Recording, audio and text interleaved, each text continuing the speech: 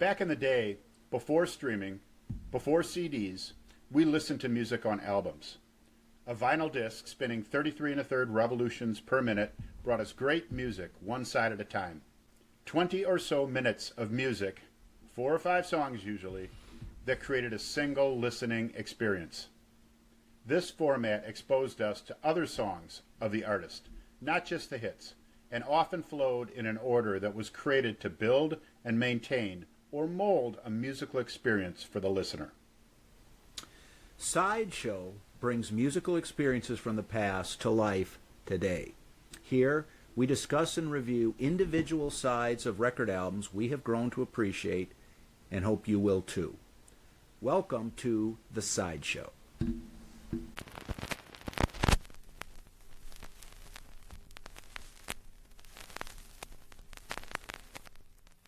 Welcome back, everybody, to The Sideshow.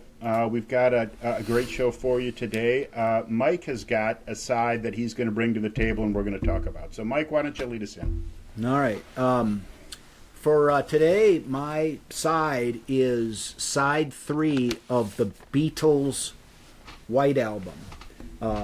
Technically titled just The Beatles, but because of its plain white cover that many, if not most, people are familiar with, it's referred to pretty universally as the White Album. Side 3 is the side that I've selected for today's purposes. Before getting into that, just where the Beatles were at the time that the White Album was recorded. Most people who are interested in popular music are aware of the Beatles, if they don't outright like the Beatles. The initial popularity in the United States came about as a result of what was called Beatlemania, a term most people are familiar with. And their very first album ever came out in February of 1963, Please Please Me, followed later that year by With the Beatles. And then at the beginning of 1964, the movie and album Hard Day's Night came out. That was kind of the peak of Beatlemania, in my opinion. All of the songs on that album, which was the soundtrack for the movie, and I believe there were additional songs on the album, all of them were original compositions by Lennon and McCartney. The Beatles were kind of at their zenith of Beatlemania. The album Beatles for Sale, which came out later in 1964, following Hard Day's Night, was they kind of were catching their breath. They had to dig back and do some, there were like 8 or 9 cover songs on Beatles for Sale. It wasn't quite as powerful as some of their early material. But then in 1965, the movie Help and the album Help came out, which had songs from the movie, as well as some other songs.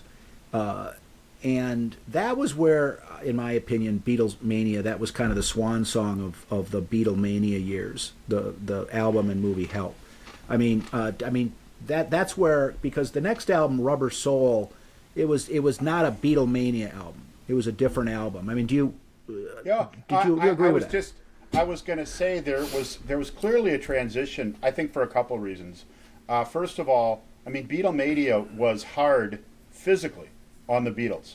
The touring, the crowds, the nonstop pressure, the press that originally was all positive for them as their popularity was rising and the mania literally about it. Some of the press started to go the other way. For other reasons, and touring itself started to become incredibly difficult for them, which creates a lot of things. First of all, we don't want to tour as much, and we're actually finding more enjoyment, kind of exploring different types of music in the studio. And I agree with you. It was at that time period that you just started to see a different type of Beatles music until eventually they stopped touring altogether. And just would not, some special occurrences which were weird, but the notion of going on a tour at some point just stopped for them, obviously long before the White Album did, but that was the time period where you could really see that kind of change. Well, and Help had great songs on it. The song Help, Yesterday, was Mm-hmm. on that album. Yep. Ticket to Ride was on that album. Hide Your Love Away. Classic Beatles songs. But then the cover of Ringo singing Act Naturally, not really, that was kind of filler. Yeah. Certainly by Beatles standards. But in any case, they moved on, and their next three albums, I think, are regarded by many people as a high water mark of sorts. Rubber Soul, Revolver, Sergeant Pepper. Rubber And, Soul. and, I mean, you really started to see this transition to like, look what we can accomplish Yeah. if we get into the studio and spend some time. And I think all three of those albums were progressively more exactly in that direction. Rubber Soul was still kind of drums, bass, guitar oriented. There was a lot of piano, keyboards in there, but they were relatively conventional songs. Revolver got into some much more experimental type material, whether it's Eleanor Rigby or certainly Tomorrow Never Knows was as experimental as the Beatles got. But then, songs like just the arrangement of "Got to Get You Into My Life" was not that standard pop song formula in terms of how the music was put together, and Sergeant Pepper. I mean, we could talk about that forever, Yeah. but that was Yeah. that was sort of the peak of their, those three albums, Rubber Soul, Revolver, and Sergeant Pepper, was sort of 1, 2, 3 steps from, and then transition from Beatlemania type stuff to basically what the Beatles ended up becoming. Yes. To whatever and that, extent. that experimentation in music potentially could have coincided with some additional experimentation with drugs. I mean, there's a slight notion that may be out there that those could have aligned in some way. It's not outside the realm of possibility. Yes. But in any case, but then after, with Magical Mystery Tour, I mean, that was sort of their first kind of dud. And I'm talking about the film, Yes. as opposed to because there were a number of the song Magical Mystery Tour, Your Mother Should Know. I mean, I Am the Walrus, as experimental and strange as it is, it sounded like the Beatles playing together.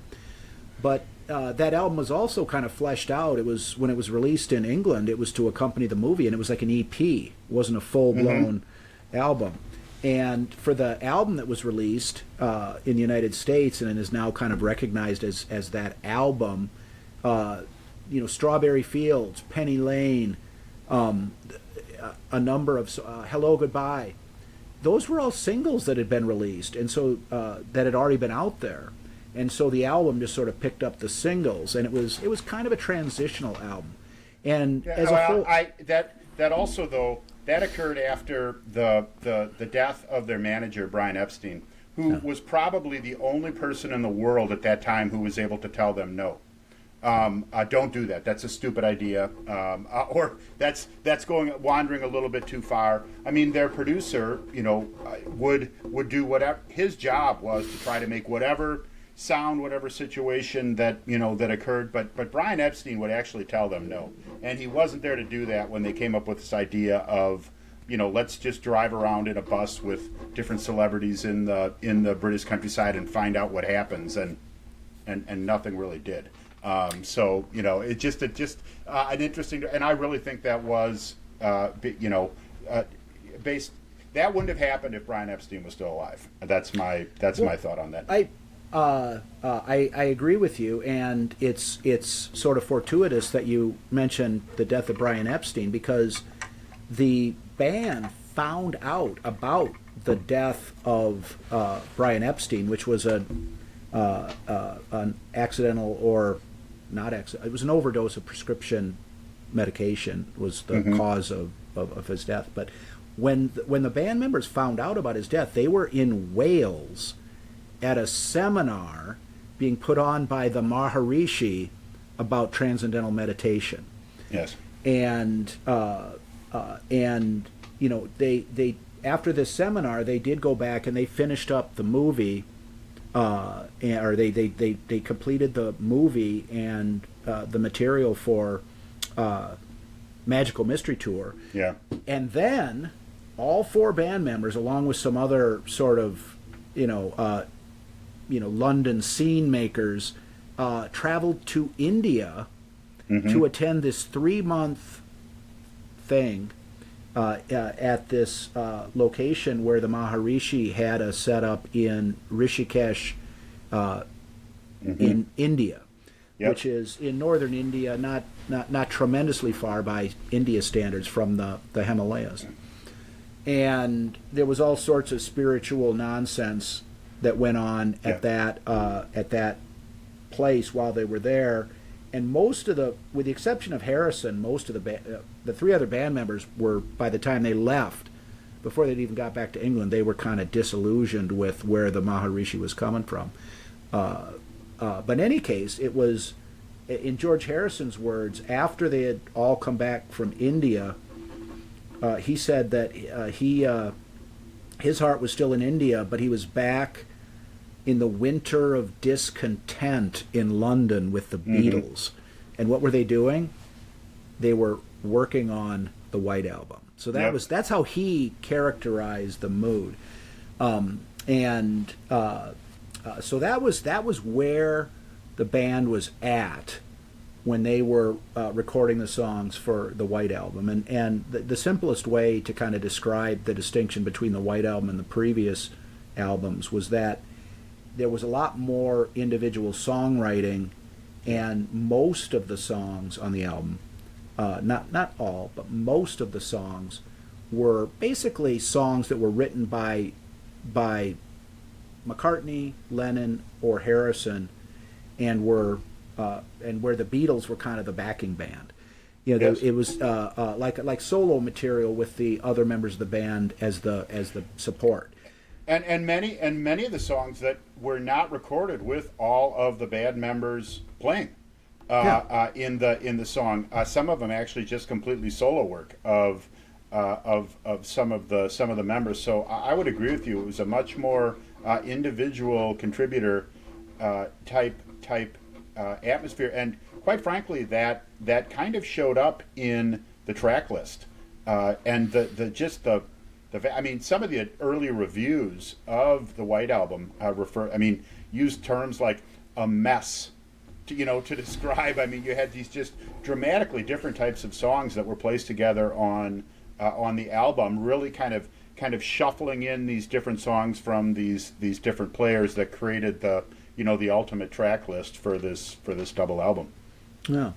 So in any case, that's where we're at with the White Album, and so let's go to side 3, which starts. The first track on side 3 of the White Album is "Birthday," and ironically, in light of what we were just talking about, in terms of the solo nature of a lot of the material, whether it's McCartney or Lennon or Harrison, "Birthday," I believe, is the only track on the album that was a 4-member effort.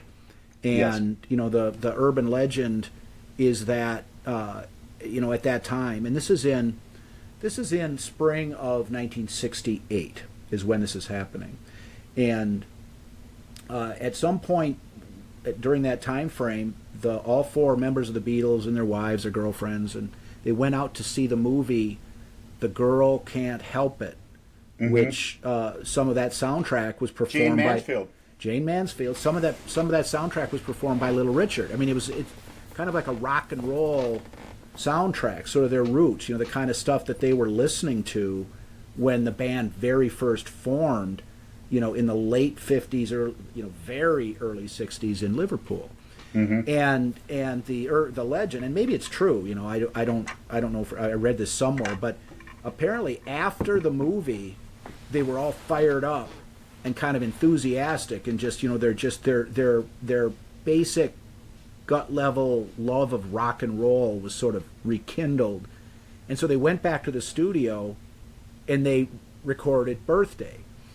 Someone had Actually, written it. the story that I heard, again, a lot of these are legend and whatever, but that this song was that they actually met before the movie, knowing they were going to the movie, and Paul had these things bouncing around his head, but they really didn't know what they wanted to do with it as far as this song goes. But they went to the movie, and to your point, as a movie started at like 9 o'clock at night, and they went to the movie, and just all that came out of it, they all came, including with their wives, came back, and they spent till 5 o'clock in the morning, and that gave them the okay. This is what we're gonna do with this song, and the notion that they basically recorded the entire song in about 12 hours, including the time that they spent watching the movie, also made it very unique to a lot of the other songs on the album. Well, and I assume that they may have recorded it, like as they say, live, like not like a live concert, but just they're playing the music in the studio, and that was not a lot of that, in a lot of the White Album material. So, and Birthday is just, the lyrics are self-explanatory. It wasn't, there was no big message, just happy birthday, but it's just a great, straightforward, guitar-oriented rock and roll song. Yeah. And so it really it starts the side out great. And I must I'll kind of throw out there for interest, fun fact. Before our children were born, I played in a cover band here in town, and we played not like a Beatles cover band, but we were a band that played covers, and we performed Birthday, and believe it or not, I sang lead vocals, or not that I can sing, but in any case, and so it's just a good, straightforward rock and roll song, and people like it. And I don't think anything. I think that's basically how I would characterize that song. And did you have any additional? Do you disagree? Just basically, it's just a straightforward, bullshit rock and roll song. And I think the idea was, look, we want to do the notion of getting a little louder and a little rowdier was a part of kind of the overall strategy for this album, and these ideas kicking around in Paul's head. He didn't really know what he wanted to do, and it kind of popped in his head. Oh, birthday songs are popular. Yeah, so it's like, let's take this notion of let's play some rock and roll to Birthday. It's kind of an exclamation point at the front of the side, right, to get the side going. So yeah. I totally agree. All right, the second track on side 3 is called Your Blues, spelled Y-E-R, Your Blues. And it was very, very different from Birthday. It was a Lennon composition, and it was originally written or started in India.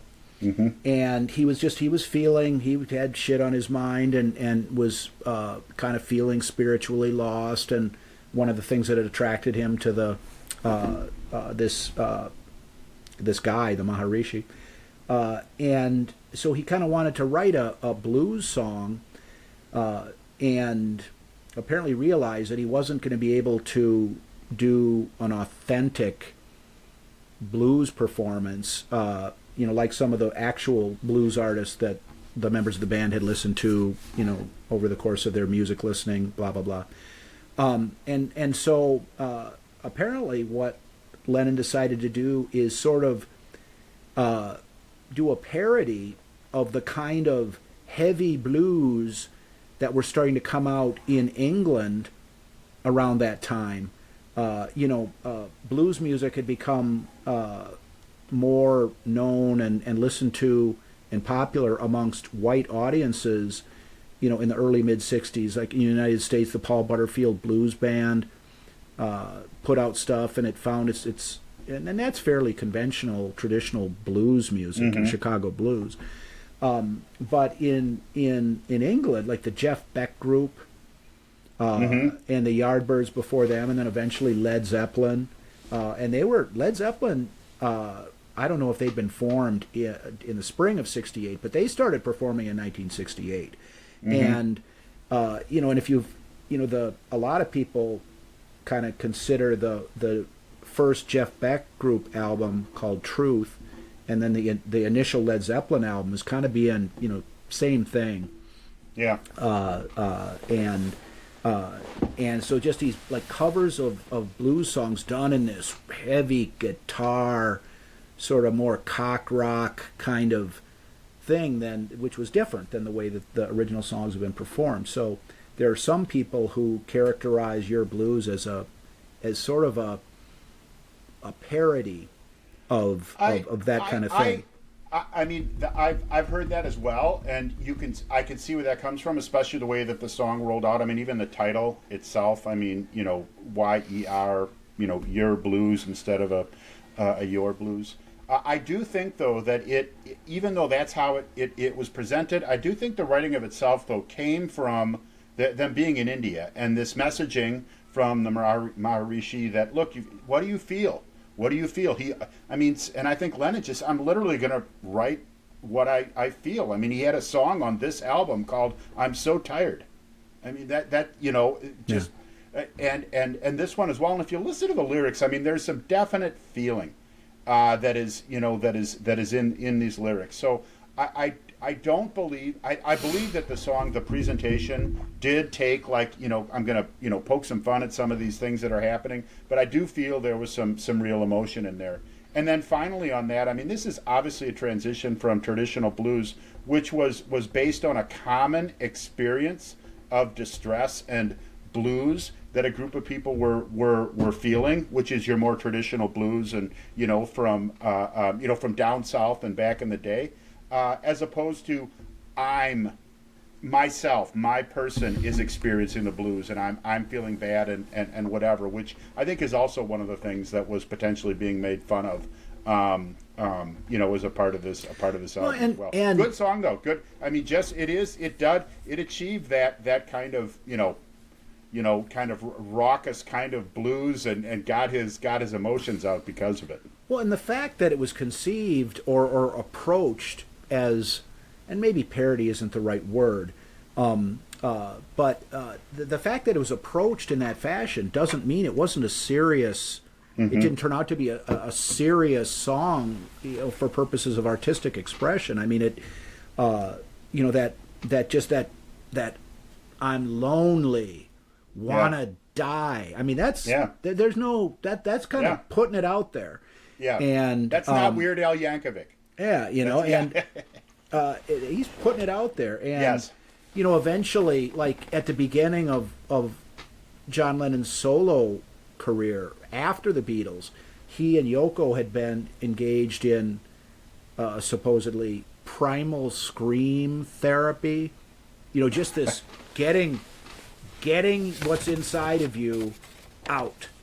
And the way that Lennon sings, parody or not, when he sings that, I'm lonely, I want to die. I mean, here's how I'm feeling. So it has, even though it's not as the way that the song was constructed, and let's really lay in the drums and bass, and because I mean the bass is really heavy in that song, and but there's no question that there's genuine emotion that comes through in the performance of that song. And you could also see that as a window to some of the material that would come out when after Lennon left the Beatles. I mean, you look at there's you can draw some lines to some of his later music that very similar and kind of originated from that same kind of style and theme and what we get after the fact. So good tune.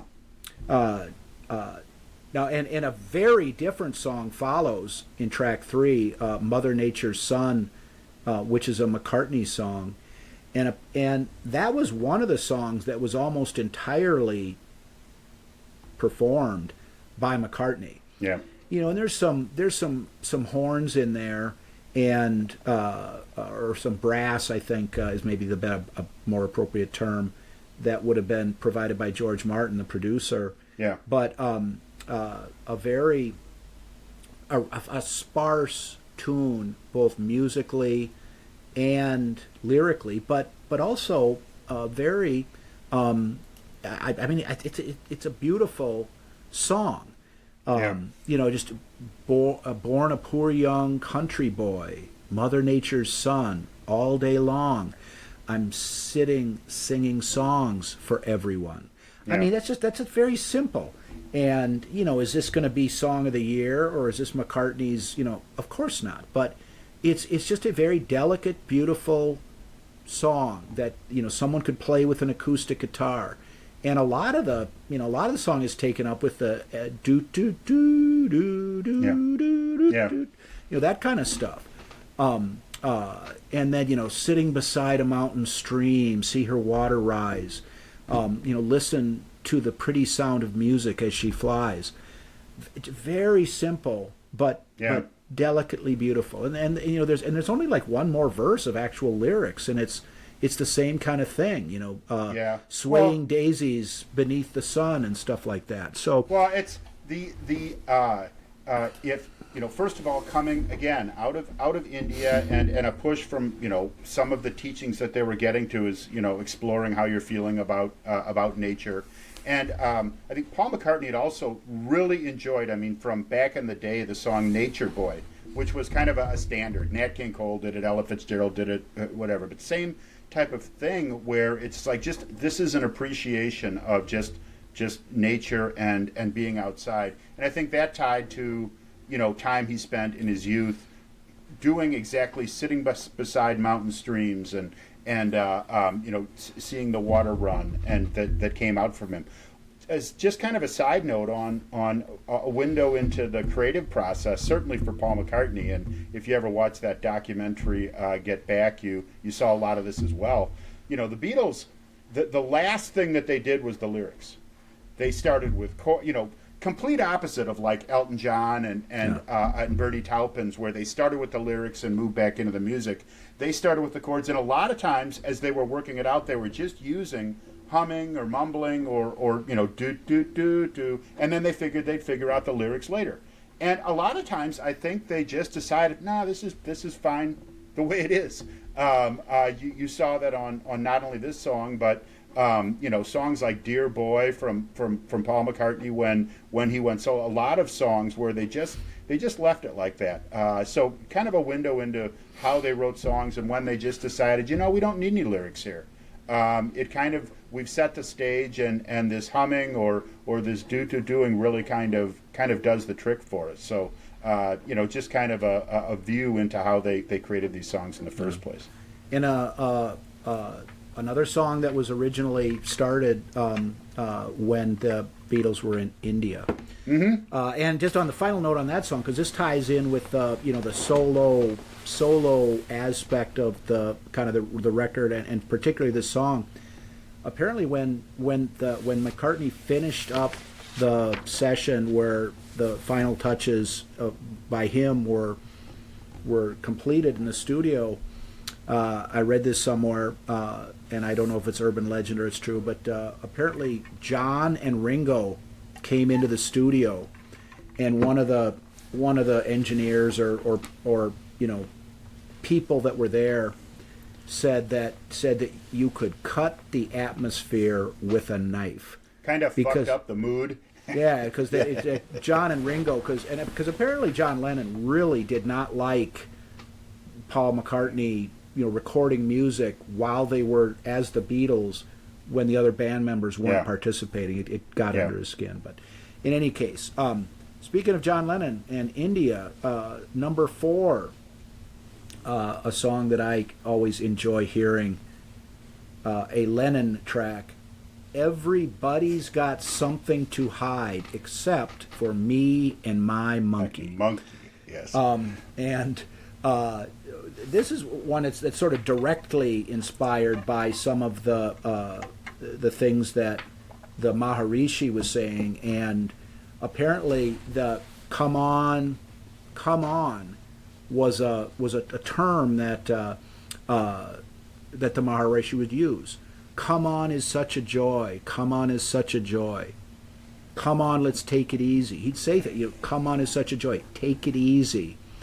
And he would also say everybody's got something to hide. That was Yes. that was something that the Maharishi apparently said. So really, what the song was kind of a pastiche of phrases that the Maharishi used, and Lennon turned it into a song. And he threw in the "except for me and my monkey," and I guess we can, people can ponder what that means, but it's a great guitar song.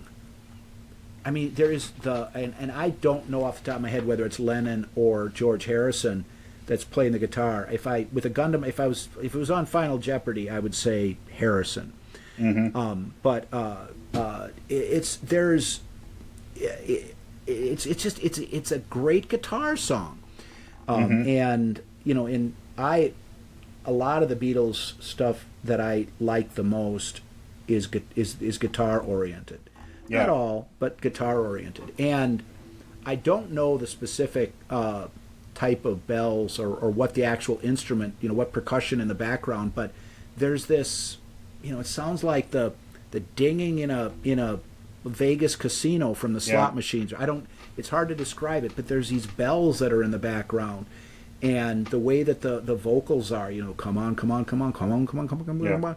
And there's these bells in the background. It's just a very interesting song. That's it's really unlike any other song the Beatles did. Yeah. But I found this at first, back early times listening to the White Album. I saw this as kind of a flyover song, right? Not that long, not just, it's like, what is this? Kind of like but with more listens, I mean, there's so much going on in the song. To your point, some guitar that is in there, and again, on this notion of we're going to get louder and we're going to be rowdier with this song, and then especially if you give this thing a listen with some headphones, there is so much going on in this song. For you talk about that, in the background there's this constant come on, come on, come on, and these other things that are happening, I think, really trying to drive the hecticness of life, at the same time saying we've got this thing in common with, everybody's hiding stuff, everybody's living this life with some of the same problems and concern. It's much more interesting after a few listens. It was my experience in listening to this song. Well, and just generally speaking about the White Album, I believe it was the 45th anniversary of these albums. The Beatles put out box sets, including Blu-ray discs with surround sound mixes and high resolution stereo and things like that, of Sgt. Pepper, the White Album, and Abbey Road, and all of which I have acquired. If you have equipment to really play surround sound mixes, 5.1. If you've got the 5.1 setup with the subwoofer and the four speakers in the center and blah blah blah, the White Album's new mixing, it brings the drums and the bass kind of out, and you can hear, there's more separation between the instruments than there is in earlier recordings, because I've got the LP, I've got the original, just a conventional compact disc of the White Album, and these new mixes for the 45th anniversary box set, particularly on the drums and bass on the White Album, it's really almost like you're listening to it for the first time. I mean, the songs are the same, and it's not like it's. I mean, I don't want to overplay the point, but that the new mix makes a big difference on the White Album for that reason. Speaking of the Maharishi, the song number 5 on side 3 of the White Album is Sexy Sadie, and I believe it was written after the Beatles left India, but it was originally titled Maharishi, and apparently and Lennon, he kind of he was all in with the Maharishi. You know, Ringo only stayed in India for like 10 days, and then he's like, I can't take the food, and he split. And McCartney stayed like another month, but then he's like, nah, he grew bored with what was going on in India, and so he went back to England. And Lennon and Harrison stayed, but Lennon eventually, he caught wind of the fact that apparently the Maharishi was sort of putting the moves on some of the females that were there. You know, I think there were girlfriends and wives that were with the group that went to England, which included like Donovan. Apparently Mia Farrow was there. The song "Dear Prudence" was apparently inspired by Mia Farrow's sister. But in any case, so there's women around, you know, white women from England. Yes. And apparently the Maharishi started to kind of poke his nose into some Harvey Weinstein type overtures. I mean, I don't think it went, you know, that distance, but and it bummed Lennon out, and so it disillusioned him, is maybe the way. And so Sexy Sadie is you know, they determined that it would just be too in your face if he called it Maharishi, so they changed it to Sexy Sadie. But you know, you listen to the lyrics of Sexy Sadie, and you made a fool of everyone, you broke the rules, and the arrangement of Sexy Sadie is it's a good old Beatles guitar with piano in there. It sounds like a Beatles song. I mean, when you listen to it, there's no doubt this is just a Beatles song. I mean, when I talk about, what do you think?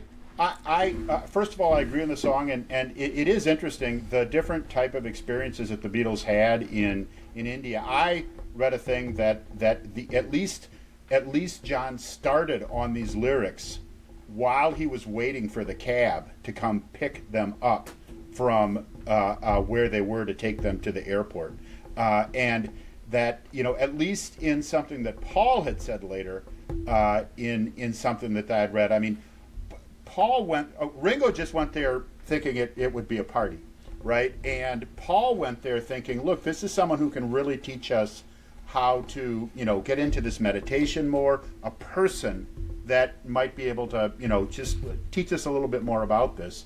John saw him more as something a little more elevated than just, you know, a person who can teach us do this. I think he saw him at a little higher level, and so his disappointment was significantly greater than, I mean, you know, Ringo's like, yeah, the party's not that great here, so I'm out of here. And, you know, Paul, like, look, I've taken everything I can from, you know, from this guy, and if he turns out to be kind of a jerk, that's, I mean, as a lot of teachers are. But, you know, and George, it seems, separate from the, you know, the Maharishi himself, was able to make the spiritual connection, and at that point it had nothing more to do with the Maharishi anymore. So John was really the one that was the most let down and disappointed and angry, I guess, by the way things turned out there. So and then this song, it is exactly what you said. You can hear that anger in the lyrics, and then aside from that, it is a fairly conventional, you know, guitar and keyboards type Beatles song that they were coming out with at the time. Interesting song though. In the guitar line as the song is fading out, it sounds like the Beatles. Yeah. So in any case, the next track, number 6 on side 3, Helter Skelter, and very different from Mother Nature's Son. Yes. And I don't believe that there's any Indian, you know, or India influence in that song. What I've read and actually heard Paul McCartney in interviews talk about is, if I recall correctly, it was Pete Townsend, or it might have been Roger Daltrey, but it was one of those two from the Who, and they were talking about one of their songs, and I believe it was "I Can See for Miles," which kind of has that stinging guitar. Yeah. So let's say it's Pete Townsend, and Pete's talking about, oh, we just have this just raucous, loud, in your face rock and roll guitar, blah blah blah, and so McCartney starts thinking, well, kind of sort of a one-upsmanship kind of thing. Yeah. Well, we can make a screechier noise than you guys can, and so he kind of came up with this song that was going to be just sort of a loud, raucous, dirty rock and roll, boom, and so as far as the music for Helter Skelter, that was the the basis, at least what's been said and written about it.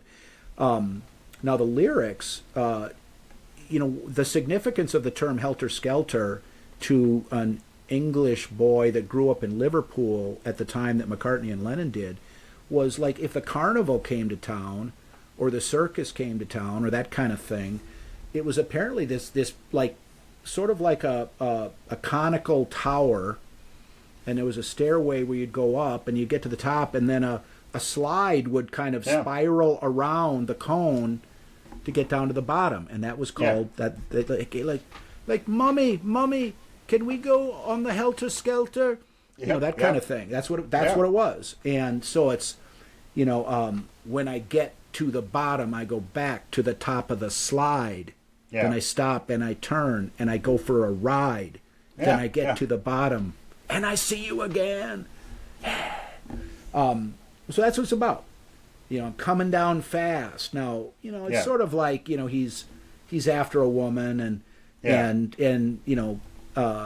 there's it's sort of a kind of a street level approach to the situation. But there is a book, and I don't know when it was published originally, but would have been relatively shortly after the Beatles. It would have been in 1969, 70, 71, that neck of the woods. I can't remember the name of the author, but it's not so much a book that was written, it's a book that was illustrated. It's called The Beatles Illustrated Lyrics. Mm-hmm.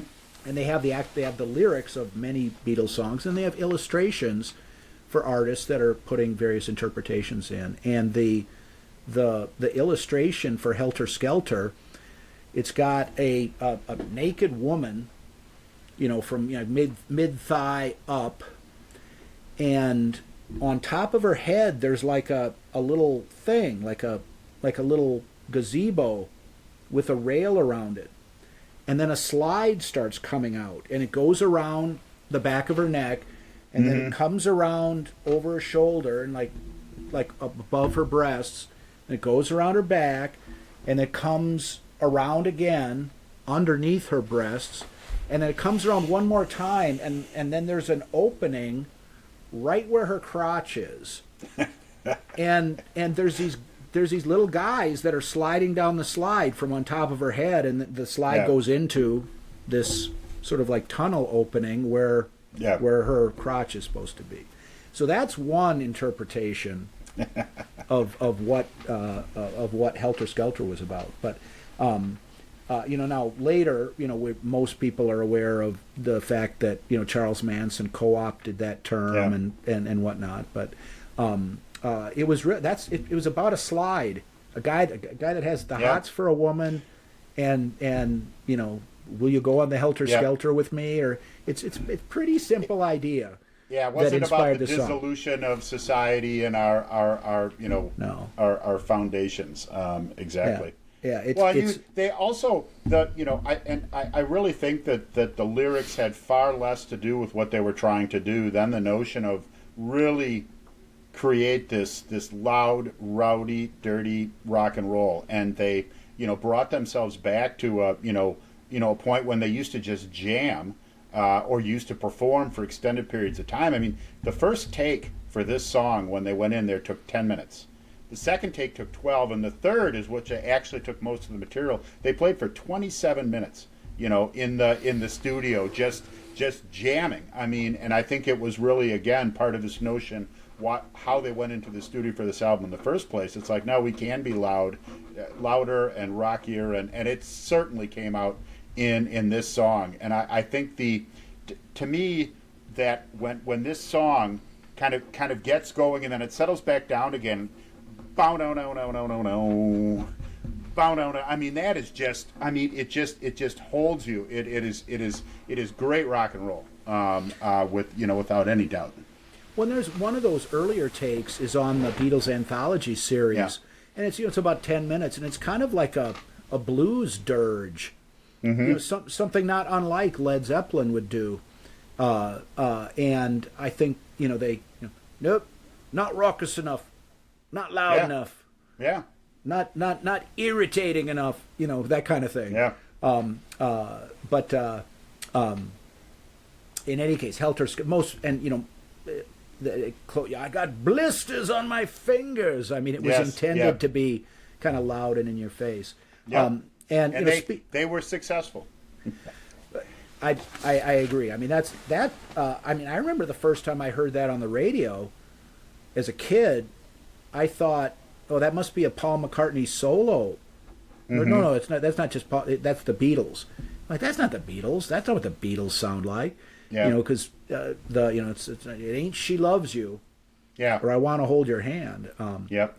And just a kind of a tangential note here on the simple basis for some song lyrics. Another song on side 2, Why Don't We Do It in the Road? Yeah. What in the Sam Hill is that about? Well, while they were in India, the wildlife in India is different than it is in England and other places. And apparently McCartney was in his room and he's looking outside, and there are 2 baboons mating. Yes. And they're in the road.